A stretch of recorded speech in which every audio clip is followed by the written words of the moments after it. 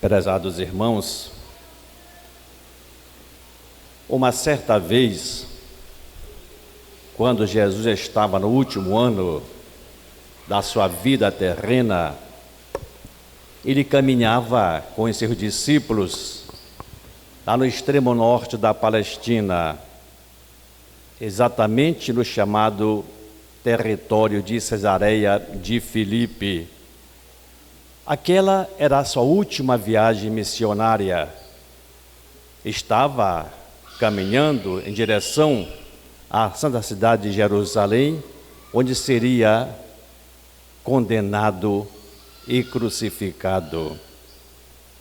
Então ele aproveitou aquela oportunidade para fazer como que uma avaliação, uma análise, tudo aquilo que ele tinha ensinado e feito. Então dirigiu aos seus apóstolos uma pergunta e disse-lhes: quem dizem os homens que eu sou? Eles responderam: alguns dizem que tu és Elias, outros acham que és Jeremias ou algum dos profetas. Então Jesus dirigiu-se especificamente para os seus discípulos, perguntando-lhes: mas vocês, meus discípulos, o que pensam, o que acham de mim? Então Pedro tomou a palavra em nome da comunidade apostólica e disse: tu és o Cristo, o Messias, Filho de Deus vivo.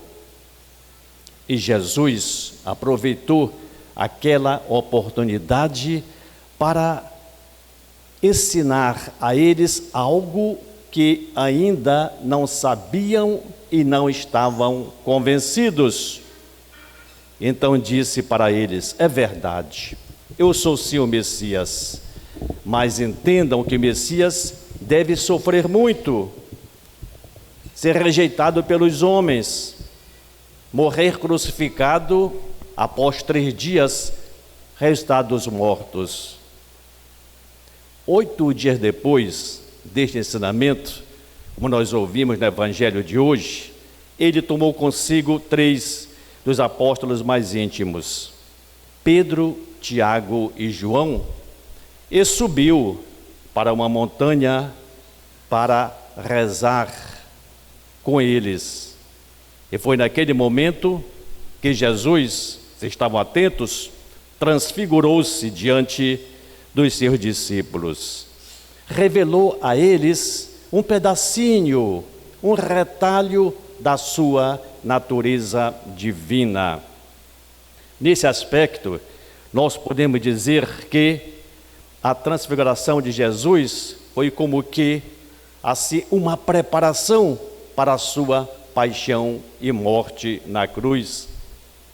Serviu para que os discípulos entendessem que o Cristo glorioso seria depois o mesmo que morreria crucificado, para que eles entendessem que a ressurreição ou a transfiguração sempre acontece através da renúncia, do sofrimento e da morte. Claro que aquele momento foi de extrema beleza. O ambiente lá no alto do Monte Tabor era deslumbrante, avassalador, tanto que Pedro queria permanecer ali em definitivo. Estava tão encantado com o que via e sentia, que fez para Jesus uma proposta ingênua, tola. Mestre, que maravilha, que paraíso, que bom estarmos aqui. Permaneçamos para sempre, mestre. Se permites, ergueremos 3 tendas, uma para ti, outra para Moisés e outra para Elias. Compreende-se a atitude do apóstolo Pedro. É que a transfiguração, irmãos e irmãs, é símbolo da felicidade completa para a qual nós somos destinados. Representa, irmãos e irmãs, a perfeita realização, que é o sonho mais antigo, mais profundo do coração humano. Quem é que não quer ser feliz? Claro que Jesus não concordou com Pedro, porque eles precisavam ainda neste mundo encerrar a sua missão. Deveu descer a Jerusalém para naturalmente enfrentar rejeição, perseguição, traição, sofrimento e morte. E segundo, para que eles também entendessem que a transfiguração que Deus deseja para nós deve ser sempre resultado da sua ação, sobretudo da sua graça, mas também do empenho, do esforço, da renúncia, do sacrifício do homem. Irmãos e irmãs, este ensinamento é de capital importância para que possamos corrigir erros, desvios, defeitos na nossa espiritualidade. Quantas e quantas vezes, a exemplo do apóstolo São Pedro, nós desejamos permanecer encarapitados lá no monte do nosso comodismo, da nossa indiferença, da nossa insensibilidade, da nossa frieza, do individualismo, do egoísmo, bem longe das preocupações do dia a dia, distantes dos problemas da existência, da vida, divorciados da cruz, que é símbolo do amor que todo discípulo fiel e perfeito deve testemunhar. É bom que entendamos isso, irmãos e irmãs, porque a vida cristã, naturalmente, nos apresenta oportunidades imperdíveis para que, através delas, nós possamos conseguir, dia após dia, a nossa transfiguração. Nós entendemos aqui, caríssimos, a sabedoria de Deus. Criou os animais todos fechados, perfeitos, o homem não, imperfeito e aberto, e deve assim chegar à perfeição na relação com os outros, no convívio cotidiano. Por isso disse ele lá nos primórdios, quando tudo criou, não é bom que o homem esteja só e nos fez comunidade, porque não é possível, irmãos e irmãs, chegarmos à transfiguração sem envolvimento, relacionamento em comunidade, em sociedade. É lá que nós vamos pouco a pouco conseguindo condições, nos capacitando para nos transfigurar, porque nós começamos a esbarrar nas faltas, nos defeitos, nos limites um dos outros. Se nós somos abertos e precisamos naturalmente chegar à perfeição, Deus também permitiu que nós sofrêssemos, experimentássemos, fôssemos provados pelas tentações do dia a dia. Além das faltas, das fraquezas, dos limites que nós possuímos. Por isso é de capital importância não olhar para as nossas fraquezas, nossos defeitos com desânimo, com pessimismo, mas ver em tudo isso oportunidades, ocasiões para amadurecer na fé, para subir os degraus que nos conduzem para a verdadeira transfiguração.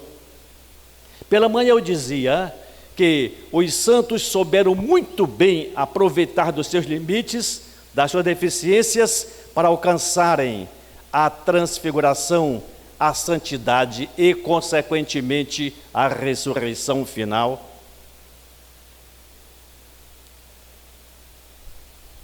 Alguns exemplos. São Luís de Gonzaga era invejoso por natureza, exibido, gostava de mostrar seus conhecimentos, o que nós chamamos hoje de aparecer. Era o pedante, extremamente crítico, a tudo criticava, estava sempre do contra, sempre tinha argumentos para contrariar. Além do mais, era extremamente malicioso. Mas tornou-se, em nome da sua fé, em obediência ao Evangelho, uma pessoa despreendida, simpática, pura.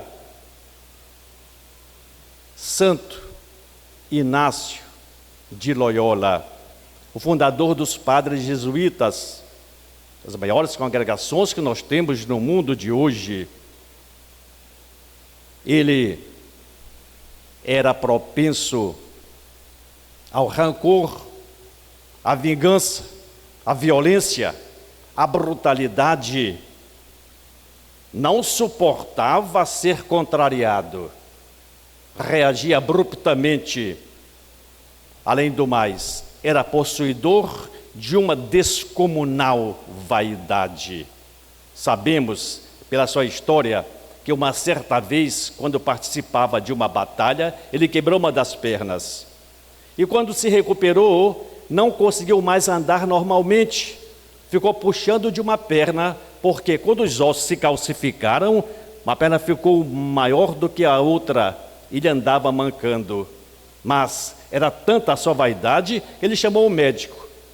Pediu que ele quebrasse aquela perna defeituosa para corrigi-la, para que recuperasse o andar garboso, elegante de cavalheiro.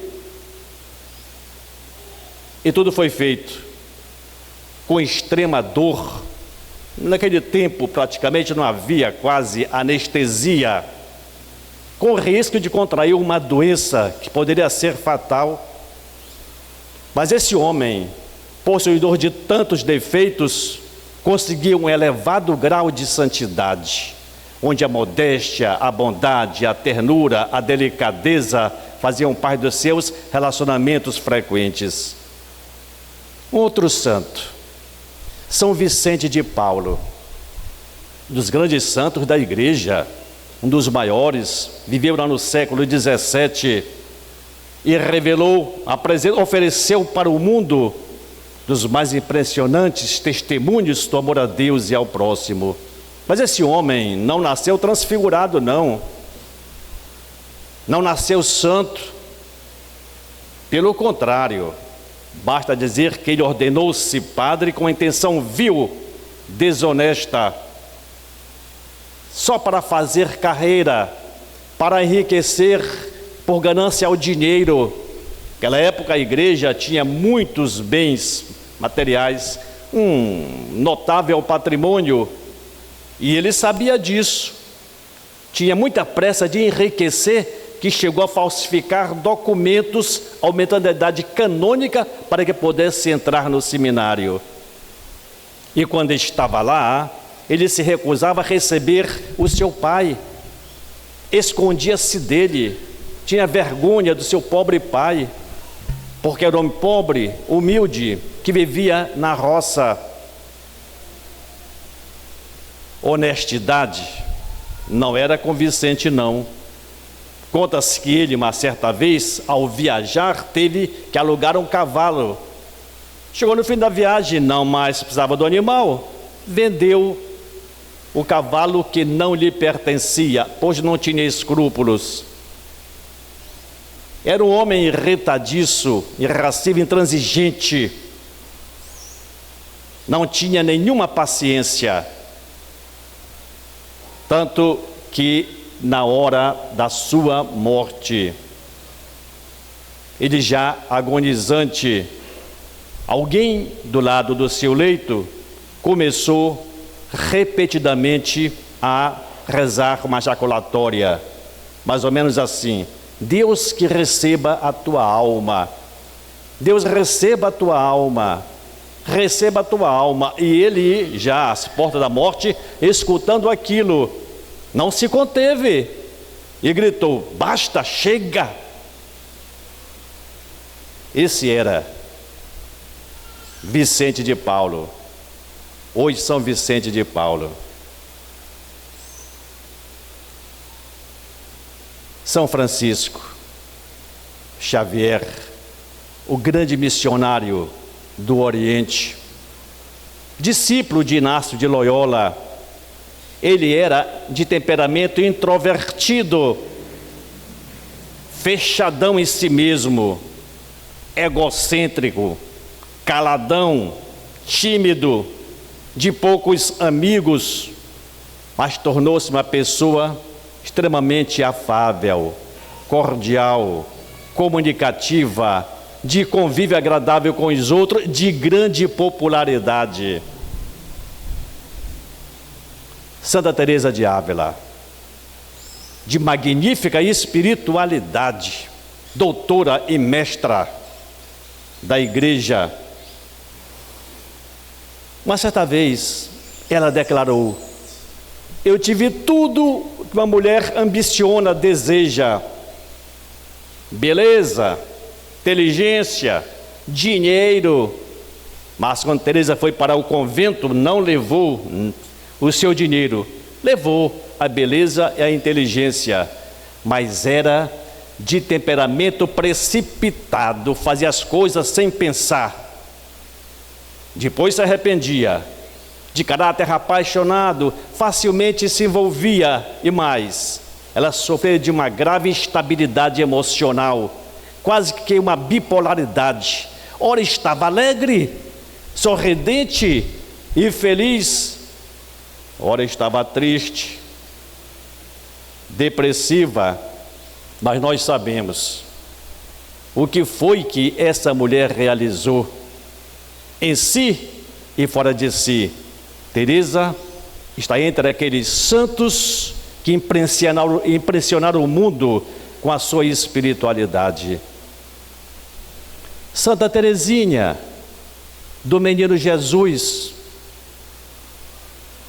nutria por uma companheira de aventura religiosa uma aversão, uma rejeição. Ela não suportava aquela colega, não gostava dela, e era muito antipática.